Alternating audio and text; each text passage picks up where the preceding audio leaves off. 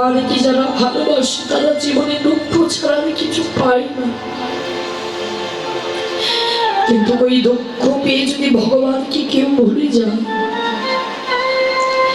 সেটাকে কখনো ভক্ত বলা হয় না।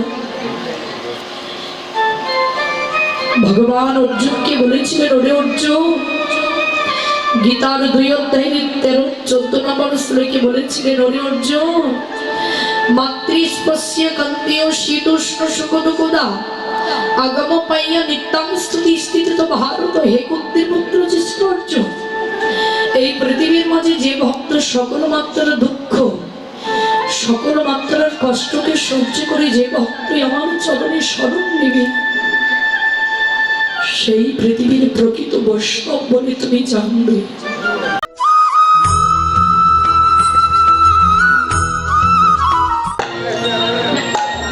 বাবা বিষ্ণু পদকর্তা নীলার এক প্রান্তে দাঁড়িয়ে পথকে রচনা করছে।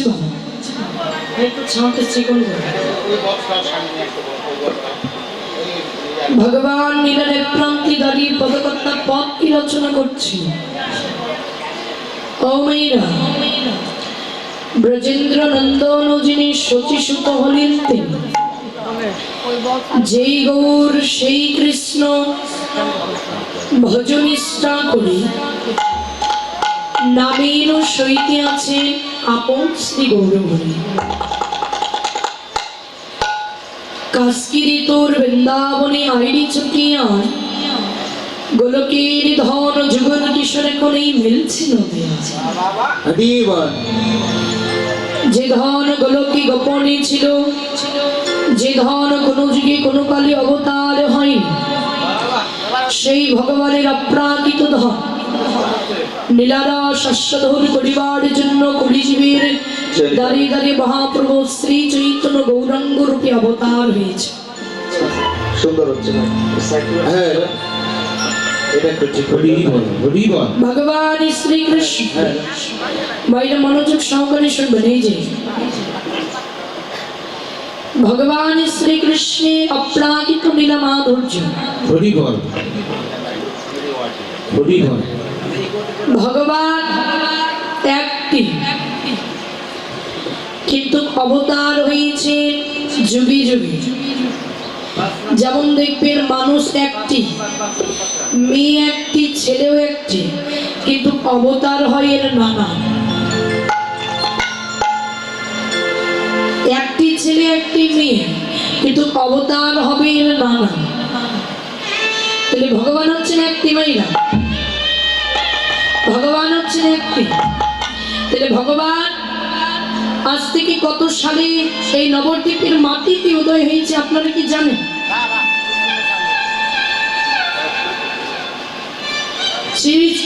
শ্রী চৈতন্য মহাপ্রভু আজ থেকে উদয় হয়েছে 550 বছর আগে।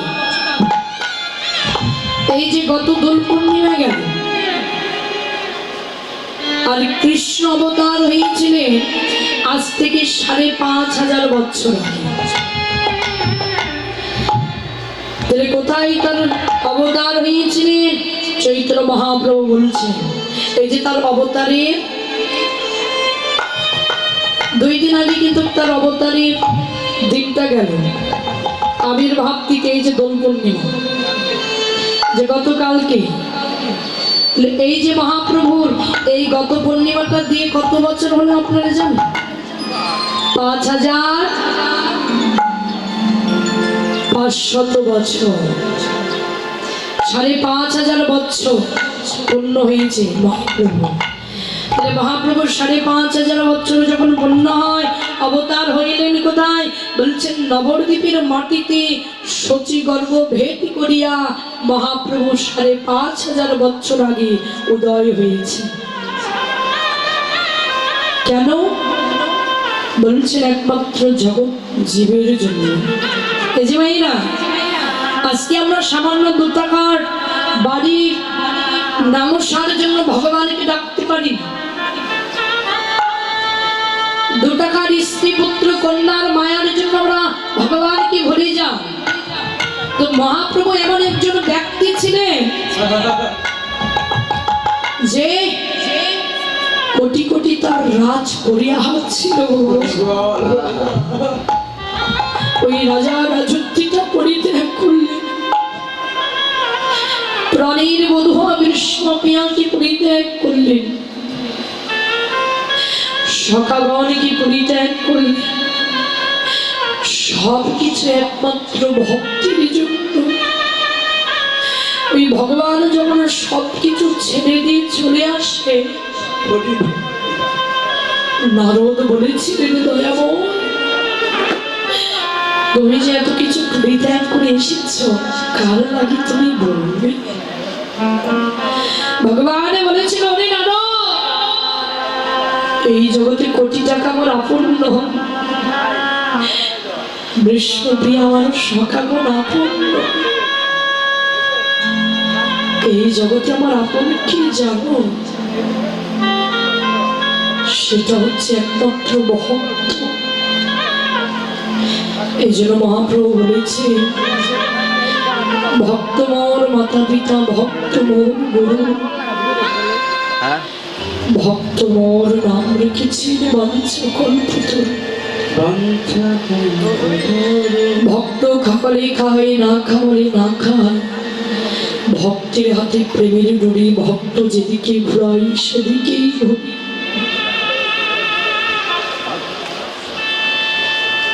ভগবান বলছেন যে ভক্তই আমার সব। পৃথিবীতে ভক্ত ছাড়া এই জগতে আমার কেউ নেই। পৃথিবীতে যদি কেউ থাকে আমার আপন বলতে, সেটা হচ্ছে না ভক্ত।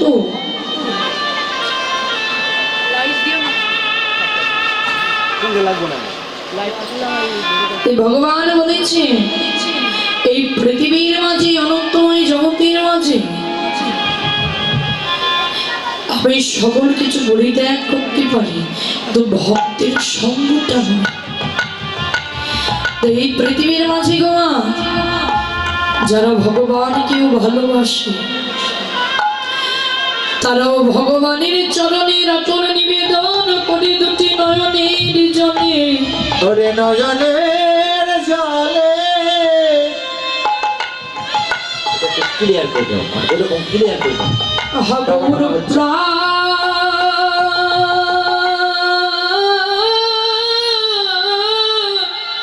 আহারে গৌর বলে যে জন ভক্ত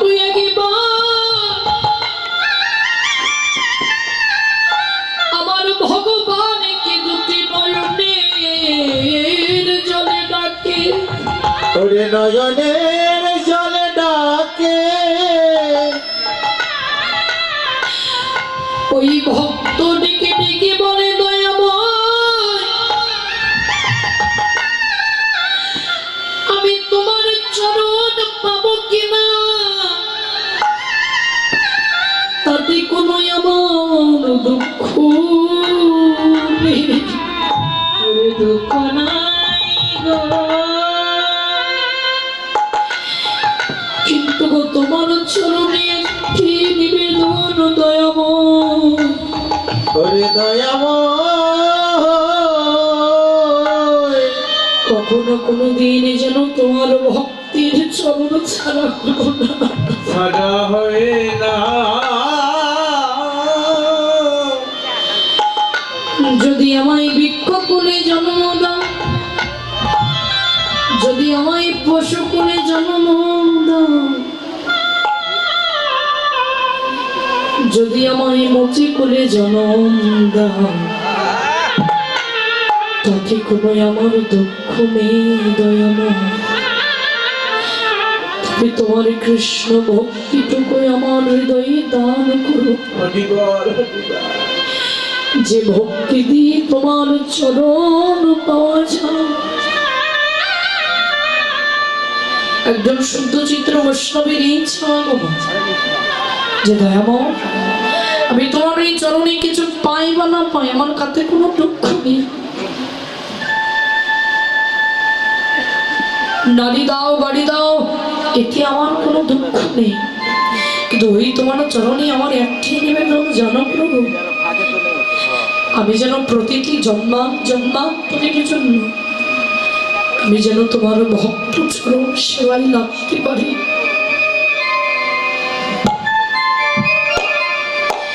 আমি যেন তোমার ওই ভক্ত চরণ ধরি আমার অঙ্গে লেপন করতে পারি।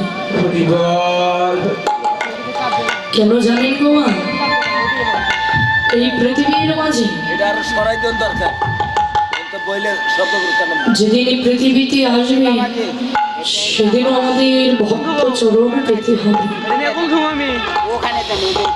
যেদিন এই পৃথিবী ছেড়ে চলে যাবে সেদিন আমাদের ভক্ত চরণ নিয়ে যেতে হবে পৃথিবী ছেড়ে। তো এক নিষ্ঠা ভক্তি দ্বারাই ভগবানকে কেবল তারাই দুটি নয়নের জলে ডেকে ডেকে বলে দেখো, আমি তোমার চরণে কোটি টাকা চাই না, আমি তোমার চরণে সুন্দর নারী চাই না, যদি আমায় কিছু দিতে হয় তাহলে তোমার ভক্তিটুকু আমার হৃদয়ে তুমি দান করো।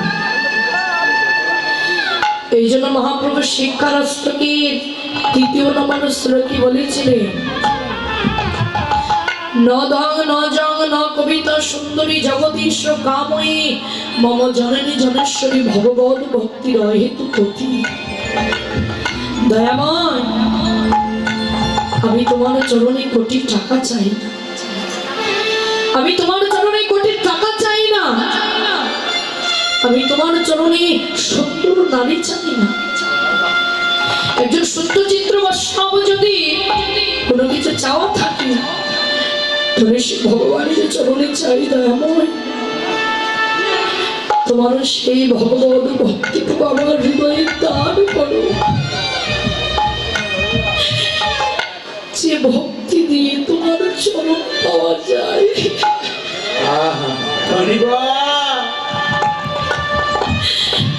যে ভক্তি দিয়ে তোমার ওই রাতুল চরণে লাগা যায়, যে ভক্তি দিয়ে হা গৌর বলে দুটি নয়নের জলে খাদা যায়, সেই ভক্তিটুকু একবার আমার হৃদয় কমলে তুমি দান করো, যাতে তোমার ওই রাতুল চরণ সেবায় আমি লাগতে পারি। নিধাই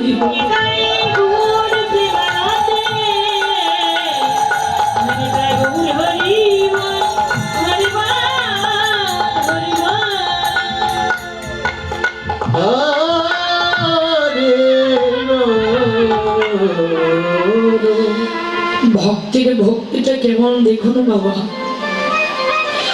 ভগবান যদি কৃপা করে ওই রাজা রাজত্বের মাঝে থেকেও ভগবানকে ডাকা যায়, প্রমাণ করছেন রঘুনাথ তিনি ছিলেন রাজার ছেলে। ভক্তিটা কেমন দেখুন, তিনি ছিলেন রাজার ছেলে, না ছিল তার রাজ পরিহাসের অভাব, না ছিল কোনো কিছুর অভাব। তো ওই রাজা রাজত্বের মাঝে থেকেও ভগবানের চরণটা লাভ করেছে। শুধু রঘুনাথ নয়, আমাদের বাংলার বুকে যিনি প্রেম ভক্তির মহাজন শ্রীনল নরোত্তম ঠাকুর মহাশয়, তিনিও কিন্তু ছিলেন রাজার ছেলে। ওই রাজার ছেলে ওই ভগবানের চরণটা লাভ করেছিলেন। রঘুনাথ যখন ভগবানের ভক্তিটাকে লাভ করে, মা ভগবানের জন্য এতটা পাগল হয়ে গিয়েছিল, ওই বৃন্দাবনে নিধুবনে গিয়ে তার একটি প্রতিজ্ঞা ছিল যে যতক্ষণ না তিনি ব্রজেশ্বরী রাধারানীর চরণটা দর্শন পাচ্ছে ততক্ষণ সে আর সাধনা ভাববে না। তাই বৃন্দাবনের নিধুবনে যে রাধারানীর নাম জপনা করত, ওই বৃন্দাবনের নিধুবনে যে যখন রাধারানীর নাম জপনা করত, আগের দিনে তো ভগবানের চরণটা পাওয়া যায় না, কারণ যারা ভক্ত হয় তাদের অনেক কষ্ট, তাদের অনেক দুঃখ। যারা ভগবানকে ভালোবাসে তারা পৃথিবীর সব চাইতে দুঃখ উপভোগ করি গো বাবা।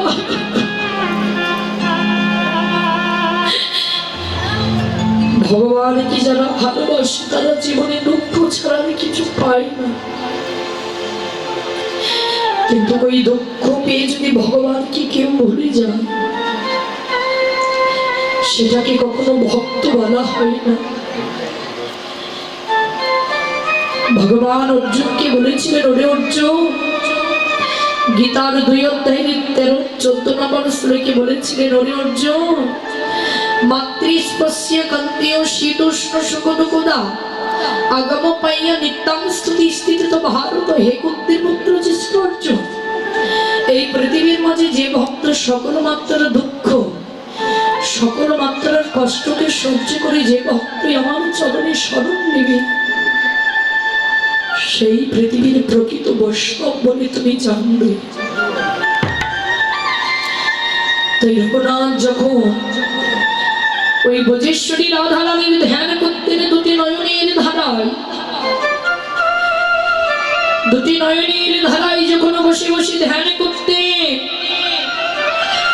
আর ডাকতেন রাধারানীকে,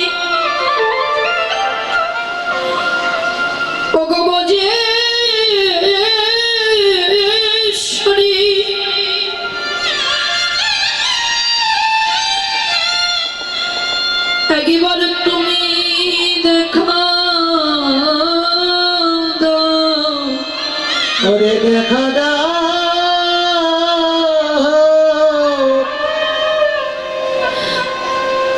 ব্রজেশ্বরী গো,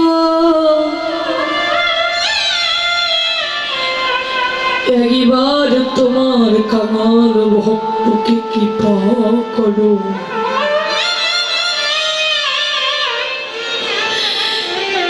ব্রজেশ্বরী রাধারানী তুমি কোথায়? একবার তোমার এই ভক্তকে কৃপা করো, একবার তোমার ভক্তকে তোমার চরণে আশ্রয় দাও। একদিন নয় বাবা, 2 দিন নয়, 5টি দিন হয়ে গেল, আহার নেই, নিদ্রা নেই, ঘুম নেই, শুধু হার আগে বলি কাঁদছে। অক্লান্ত পরিশ্রমী ডাকতে ডাকতে তার শরীরের চামড়াগুলো পচে যাচ্ছে, তবুও ডাকছে, ও ব্রজেশ্বরী, ব্রজেশ্বরী,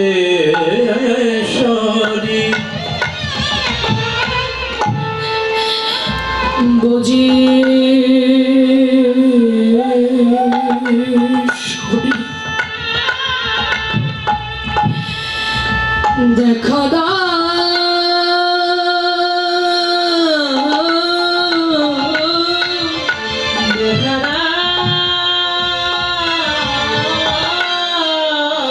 ব্রজেশ্বরী রাধারানী দেখা দাও।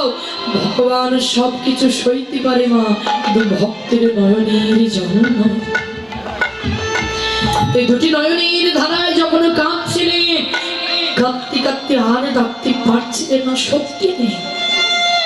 রাধারানী ওই তার নয়নের জলটা দেখে নিজের আঁচল দিয়ে রঘুনাথের অঙ্গটা ঢাকি দিলেন, বড় বড় প্রাণী ছেয়ে দেখছে, রাধে তুমি এসেছ, রাধে তুমি এসেছ। রাধারানীকে তখন দুটি নয়নে ভরে দেখছে। রাধারানী রঘুনাথের বদনে চেয়ে বলছেন, রঘুনাথ, এই বৃন্দাবনের মাটিতে কারা আসে জানে? জগতে কেমন যারা ভিখারি,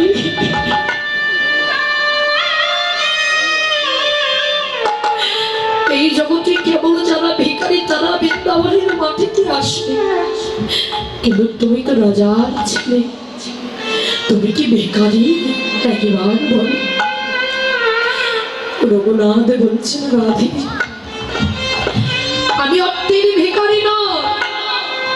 আমি তোমার প্রেমের ভিখারি, আর এই প্রেমদান নেবার জন্য আমি ভিখারি সেজে তোমার কাছে এসেছি।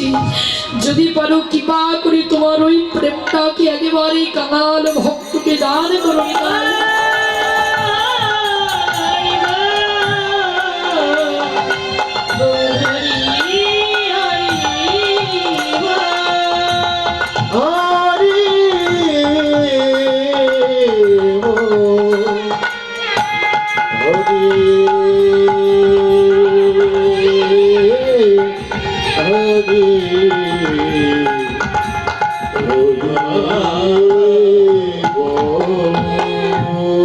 ওগো জগতে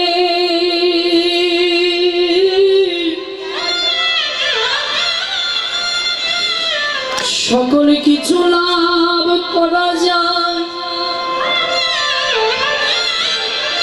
কিন্তু ভক্তের ভক্তিটুকু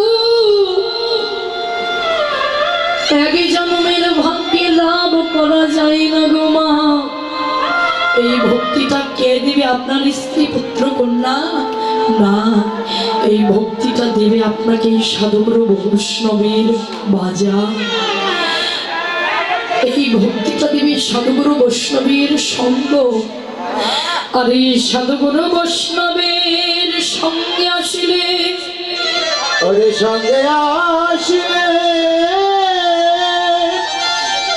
এই ভক্ত চরণের কৃপা পেলে, ওই ভক্ত চরণের কৃপা পেলে আমার গৌরের ভক্তি পাওয়া যায় মা। ওরে পাওয়া যায়।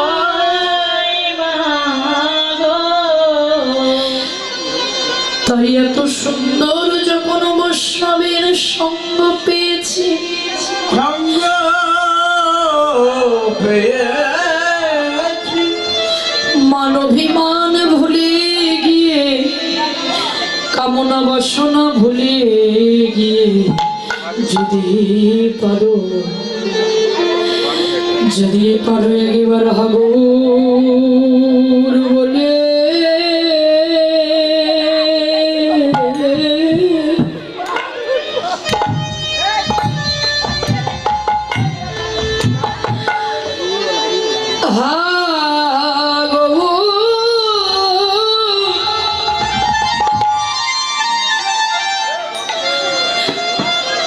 বলে দুটি নয়নে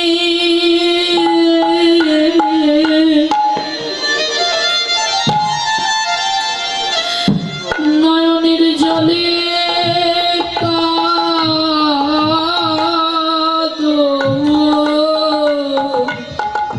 এইভাবে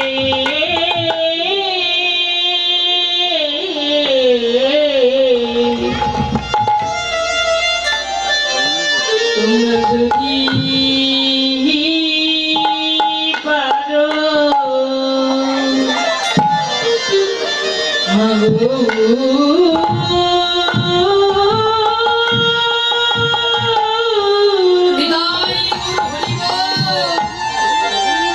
মৌর বলে কাঁদো,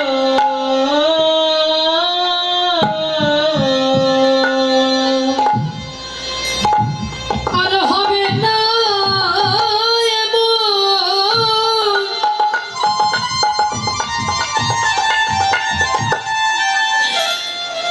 এমন হরি বলব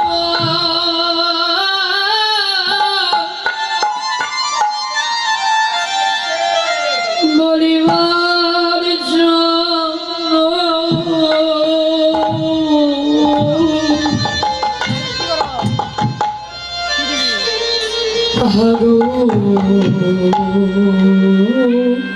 বলে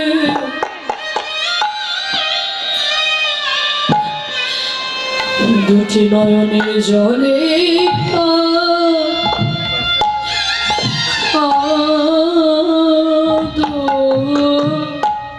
আর হবে না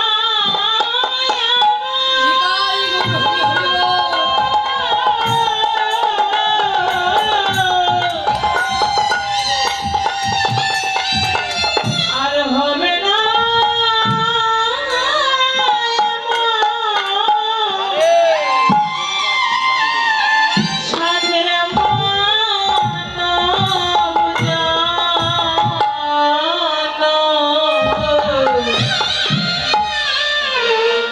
তবে যদি গৌর বলে একবার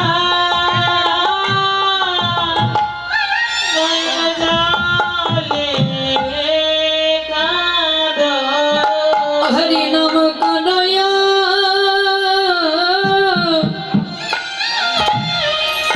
এই যে ভক্তের সঙ্গ করো হরি বল।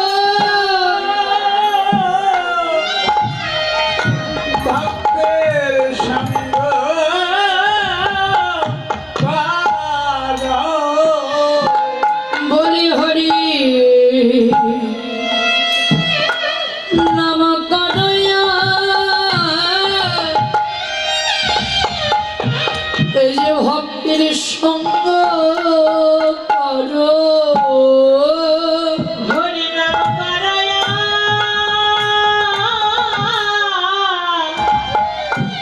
গৌর ভক্তি সঙ্গ করো এ তো হরি বলিবার যত এ জন্ম বিফলে গেল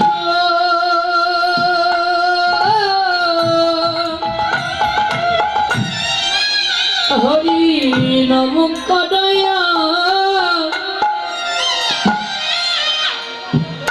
ভক্তের সঙ্গ করো হরি নাম করার জন্য এই জন্ম বুঝি বৃথায় গেল হরি নাম কর ভক্তি সঙ্গ কর হরি বল।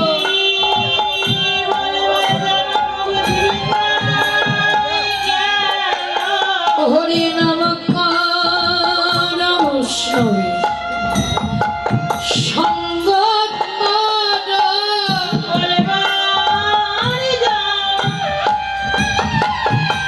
বিফলে গেল এই জনমার আমাদের ভক্তি হয় কি না হয় ওই নাম করয়া হরি হরি বল। বাহুত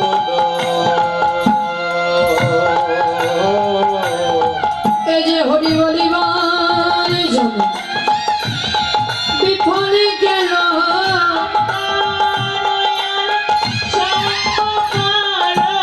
মানব জন বিফলে গেল বলি হরি বলিবার জন্য বিফলে গেল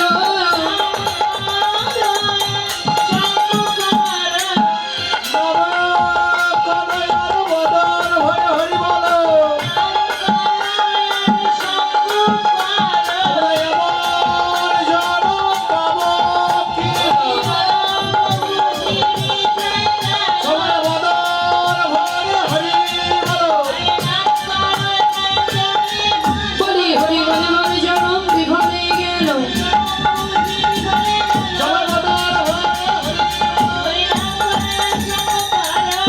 বলি হরি বলিবার জন্য